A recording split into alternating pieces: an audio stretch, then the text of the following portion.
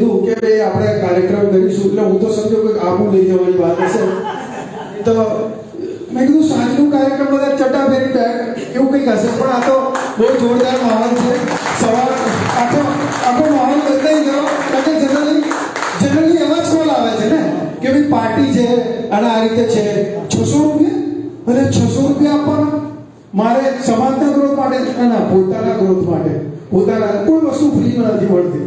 ખરેખર એક રાજા હતો કે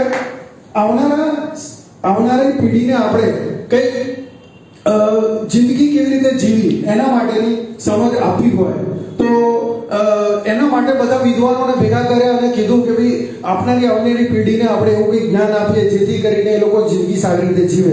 બધા વિદ્વાનોને ભેગા કર્યા અને ઓર્ડર આપ્યો. 6-8 મહિના 1 વર્ષ કાર્યક્રમ ચાલ્યો અને એની અંદર આખું રૂમ ભરીને પુસ્તકો ભેગી કરી. રાજા કીધું આટલી બધી પુસ્તકો વાંચશે કોણ, થોડું શૂટ કરો, થોડું શોર્ટ કરો. એટલે એની અંદર શું છે કે પછી બધા ભેગા થઈ પછી મહેનત કરી, એક બુક તૈયાર કરી 500 પાનાની. તો કે આ 500 પાનાની બુક કોઈ નહીં વાંચે, આવનારી પેઢી તો આ શું છે, બરાબર છે. અત્યારે મોબાઈલમાં લગભગ 8 કલાક ગાળે છે લોકો.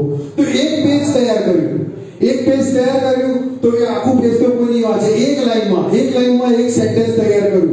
આટલું બધું રિસર્ચ કર્યા પછી શું હતું, આ દુનિયામાં કશું જ મફતમાં મળતું નથી. 600 રૂપિયા એના માંગે.